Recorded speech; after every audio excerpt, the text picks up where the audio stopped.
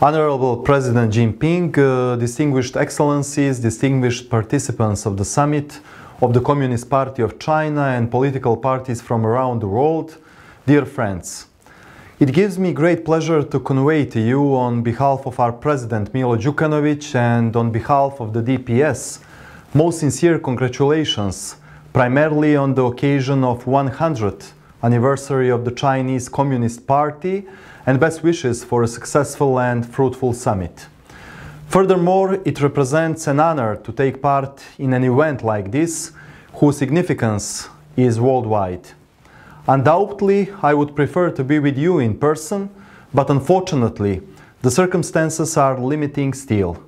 The COVID-19 pandemic has put the entire planet to the severe temptations of modern times, posing the most serious challenge to both human health and stability and development in the world.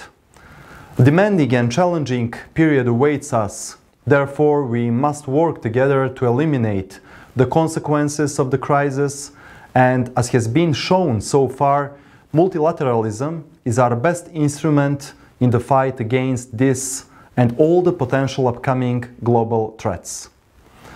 Our political parties from various countries have a responsibility to improve the well-being of the people, promote national development and preserve peace and stability in the world, and are obliged to jointly plead and state that without cooperation, solidarity, mutual respect and trust throughout all meridians, we cannot preserve and treasure our common civilizational heritage or move forward.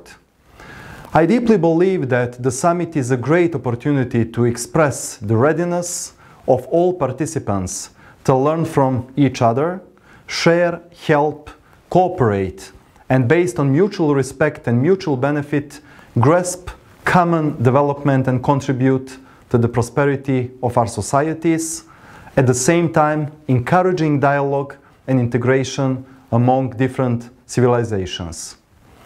As a representative of Montenegro, I'm especially glad to share examples of good practice of our comprehensive cooperation with the People's Republic of China, which was on an upward trajectory, particularly before the outbreak of the global pandemic. Even during the pandemic, China's support for Montenegro was generous, both through finances and donations of medical equipment and vaccines, which we appreciate as a gesture of sincere friendship through hard times that will be cherished in the memory of Montenegrin citizens. The period since we regained the independence of Montenegro in 2006 showed that despite the large differences in size and geographical distance, our two countries have managed to identify and define fields for cooperation without compromising their interests and long-term development and strategic goals. Montenegro greatly appreciates the fact that the People's Republic of China respects its choice and its European and Euro-Atlantic path. We also highly appreciate the cooperation of our parties, which have left a decisive mark on the relations between the two countries and their bilateral cooperation, which today, to mutual satisfaction, is becoming increasingly broad and encompasses all parts of society. Additionally, we are grateful for the opportunities and area for cooperation both through the bilateral dimension and through multilateral platforms. Montenegro's active participation and cooperation through initiatives such as the Silk Road and the 17+1 mechanism have created historical opportunities for the development of our country, but also contribute to the joint development of China, our region and Europe. In this fashion, the importance of closer economic ties between our countries were recognized, and China's readiness to take strong steps to support cooperation in the field of infrastructure, high technologies and energy was communicated. The Bar-Bolyare Highway project is the most significant project being carried out in the recent history of Montenegro. Among many others, this is the reason why friendly China is one of the most important foreign policy and economic partners of our country. We expect that the first section of the Smokovac-Mateshevo highway will finally and successfully be carried out through joint efforts, which will be an example of international cooperation in the realization of capital infrastructure projects. China is thinking in the right way about its own, but also global future, just as we in Montenegro are thinking about the future of young generations and the place of our country on the international scene.